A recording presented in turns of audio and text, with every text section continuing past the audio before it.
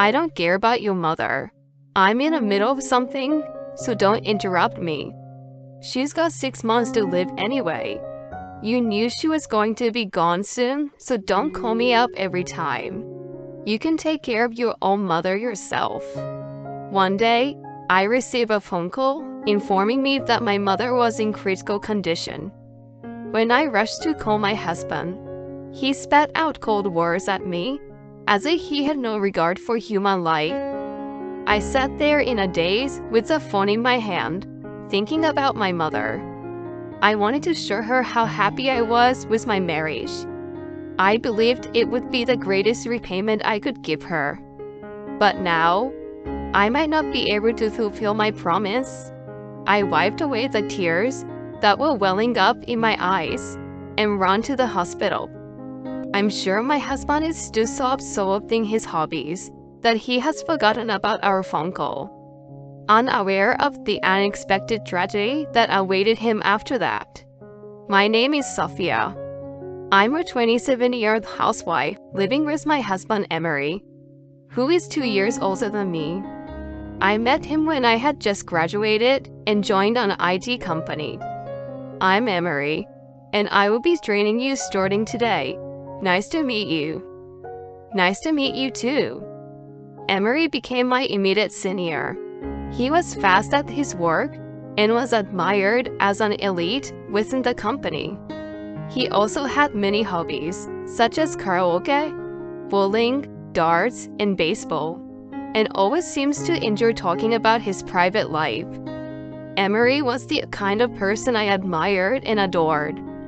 When I was 26 and he was 28, we started dating, and after 3 months of dating, we decided to get married.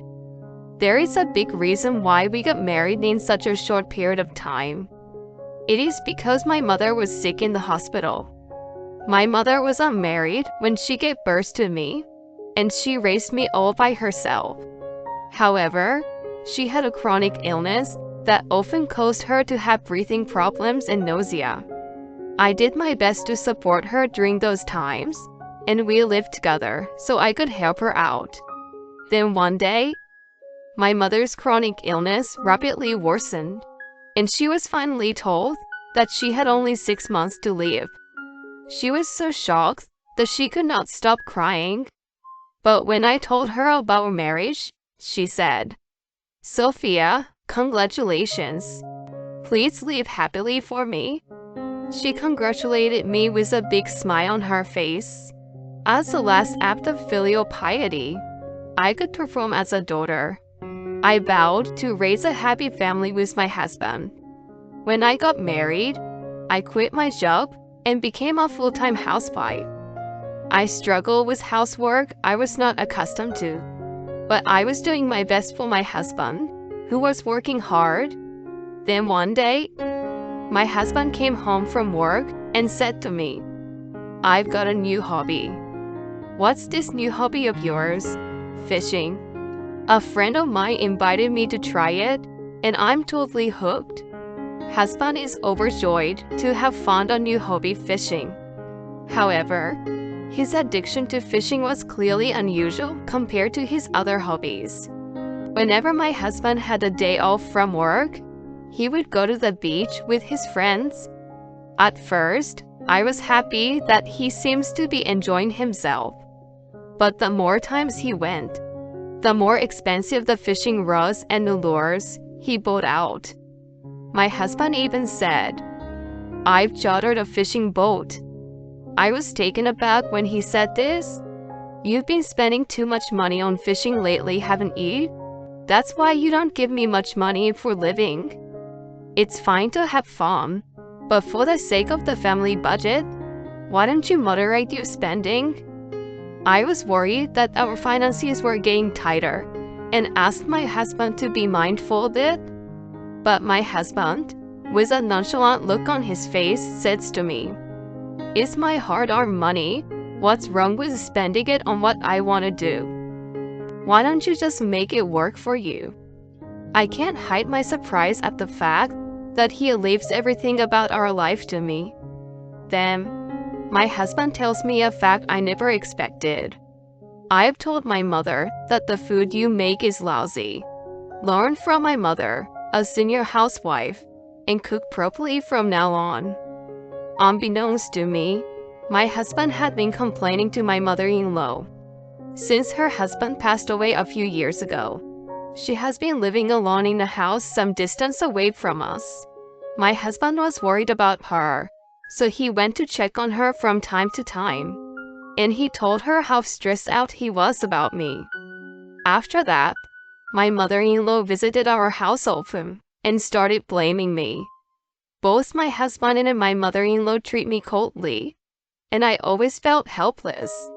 When I talked to them about money, they insisted that I should take care of it myself, so I spent my days visiting my mother, draining my savings from my unmarried days. I was willing to put up with it for my mother's sake, but my savings were running out faster than I expected. I don't have much money left. Please give an actual allowance. I told you I don't want to. I mean, it's a waste of money to visit your mother. I hope she dies already. My husband was insane. He says my food tastes bad, and he doesn't care about my mother. I couldn't see any vision of being happy with my husband like this, and I murmured in my heart that I might not be able to fulfill that vow I made to my mother. A few days later, on a cold night, I received a call. It was from the hospital, where my mother was hospitalized, and I suddenly broke out in a cold sweat. I was afraid that something might have happened to my mother. I fearfully pressed the receiver button on my cell phone. Your mother has been rushed to the emergency room and is in critical condition. I heard the doctor's voice. Okay, I'm on my way. With that, I hung up the phone and immediately called my husband. Hello? I'm in the middle of something. My husband was in the middle of something and tried to hang up on me right away. Wait, can you calm down and listen to me? I just got a call from the hospital that Mom's life is in danger, so you need to come to the hospital right away. I'm on my way too. However, my husband doesn't change his tone and says to me, why do I have to go? It's your mother's business, so why don't you go alone? I'm just enjoying a night of fishing. Don't bother me. He shouted at me and hung up the phone. I was stunned by my husband's attitude, as if he was a stranger to me. How could he be so heartless when the life of someone he cared about was in danger? It was my husband who should be on his way to the hospital rather than me. I felt an uncontrollable anger welling up inside me. I want to run to my husband right now and slap him. But right now, there was no time to lose. I gave up hope that my husband would come and headed for the hospital as quickly as possible. The next day, I came home and had lunch alone. Then, I received a call on my cell phone. I rushed to answer it, expecting my husband to finally call me back, but it was my friend Jenny. She was a colleague of mine from when I was working as an office worker, and we saw each other regularly after I got married. Hello, Jenny? What's wrong? Hi, Sophia. I saw something last night. So what? Please listen to me calmly. The truth is, I listened carefully to Jenny's story and found it unimaginable. Finally, in the evening, I received a call from my husband. Listen to this. I got a big mackerel last night. It was worth sticking around in the frigid cold. We were having a mackerel dinner tonight, so ask my mom how to cook it. I want you to ruin this perfect fish. My husband was completely satisfied with his night fishing, but I didn't care about his excitement. Mom passed away. I confided in him. My husband started laughing in high spirits. I see your mother has finally passed away. How much inheritance are you getting? My husband was still under the mistaken impression that my mother had passed away. I spoke the truth clearly and indignantly. Note my mother. Your mother passed away while you were indulging in a night of fishing. Yes, the mother who was rushed to the emergency room was not my mother, but my husband's mother, my mother-in-law. My mother-in-law was at the sauna near her house and had a myocardial infarction while she was there, probably due to the extreme rise and fall of her blood pressure caused by the difference in temperature between the outside and inside. My mother-in-law was rushed to the emergency room, but her body was already stiff and she passed away. I tried to call my husband many times, but my husband kept blocking my calls, and I never heard from him again that day. This was the first time he learned of his mother's death. When I get home, you will have to explain everything, he said, and hung up the phone. At this moment, I realized how much my husband had been looking forward to my mother's death, and I despaired of his true nature. Why did I marry such a man?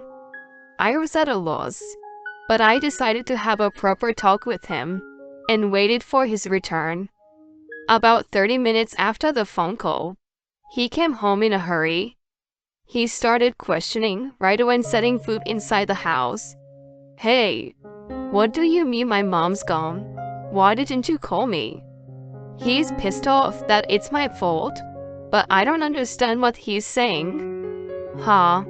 I called you several times last night, and yet, who is the one who has been blocking my calls all this time? I said somewhat agitatedly, but my husband said, you were the one who talked about her in a confusing way. If I had heard it was my mom, I would have stopped fishing and gotten to the hospital right away. Even if it was an accident, you might as well have killed her. It should have been your mom who died. He said to me, I can't get anywhere talking to you. You're crazy to think you can say such a thing. I don't care if you regret it in the future. Who is going to regret it? Your mother will be going to the other side in the near future. When that happens, give me all of your inheritance as compensation for this. I finally told him to leave me alone and locked myself in my room. 3 days later, my mother-in-law's funeral was held. In addition to my husband and myself, my husband's relatives and co-workers came to pay their respects. I heard that it was so sudden that you couldn't see her at her end. I was so sorry to hear that. Yes, it was a huge shock to me. My husband would make a sad face when the mourners sympathized with him, but he scowled towards me. Then my husband began the eulogy, but I wanted to cover my ears. I was stuck at work that night my mother died. I got a call from my wife, and I managed to get a break from work and try to answer it. But she stopped calling after about 2-3 attempts. If only she had kept in touch with me until I picked up the phone. My husband was giving a sobbing speech about how it was my fault when he was obviously lying. And me being annoyed inside, saying, what the hell is he talking about? The mourners who didn't know the truth started giving me the cold shoulder, and I heard one of the relatives say, that girl is not a good wife to make her husband so sad like this. I was unreasonably blamed. I was at the height of my anger. My husband was still in the middle of his speech, but I grabbed the microphone from him. I'm sorry to interrupt.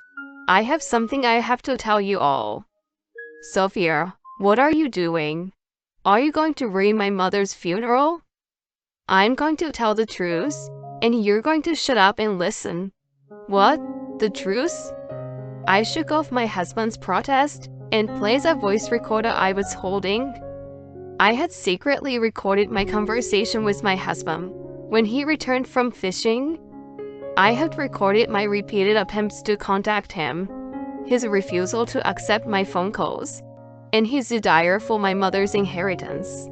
Everyone stared in shock as my husband's true nature came to light. When exposed to the conclusive evidence, my husband did not know what to do. I thought there was no way to get away with this, but he stubbornly resisted.